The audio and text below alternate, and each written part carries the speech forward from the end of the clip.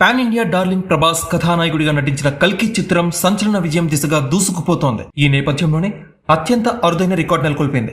Nag Ashwin direction లో తెరకెక్కిన ఈ చిత్రాన్ని భారతీయ సినీ ప్రేక్షకులు విజువల్ వండర్ గా కీర్తిస్తున్నారు. అన్ని భాషల్లోని ప్రేక్షకుల నుంచి మంచి ఆదరణే దక్కుతోంది. 191 కోట్ల రూపాయలకు పైగానే ఈ చిత్రం రాబట్టి ఎక్కువ కలెక్షన్స్ రాబట్టిన మూడో చిత్రంగా నిలిచింది. బాక్సాఫీస్ వద్ద ప్రభంజనం సృష్టిస్తున్న కల్కి ప్రపంచ వ్యాప్తంగా 500 కోట్ల రూపాయలు వసూలు రాబట్టింది. దీనికి సంబంధించిన వివరాల్ని నిర్మాణ సంస్థ వైజయంతి మూవీస్ ట్విట్టర్ వేదికగా ప్రకటించింది.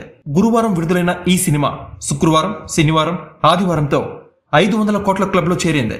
దీనిపై డార్లింగ్ ఫ్యాన్స్ సామాజిక మాధ్యమాల్ని హోరెత్తిస్తున్నారు.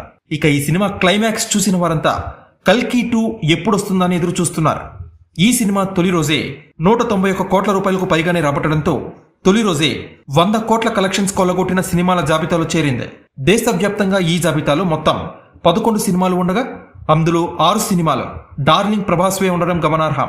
అమితాబ్ బచ్చన్, కమల్ హాసన్, దీపికా పదుకొనే లాంటి భారీ తారాగణంతో ఈ చిత్రం తెరకెక్కింది. కల్కిపై రజనీకాంత్, చిరంజీవి, మోహన్ బాబు, అల్లు అర్జున్ లాంటి నటీనటులంతా ఇదొక అద్భుతమైన దృశ్యకావ్యం అంటూ కొనియాడారు. అమితాబ్ బచ్చన్, ప్రభాస్ మధ్య వచ్చిన క్లైమాక్స్ లో వచ్చిన సన్నివేశాలు, ఇంటర్వెల్ ముందు వచ్చిన విజువల్ వండర్ దృశ్యాలు సినీ ప్రియుల్ని బాగా ఆకట్టుకున్నాయి. మరోవైపు ఈ సినిమాలోని పాత్రల్ని పురాణాలకి లింక్ కుదర్చడంతో కర్ణుడికి సంబంధించిన చరిత్ర విశేషాలు, రీల్స్ సోషల్ మీడియాలో చక్కర్లు కొడుతున్నాయి.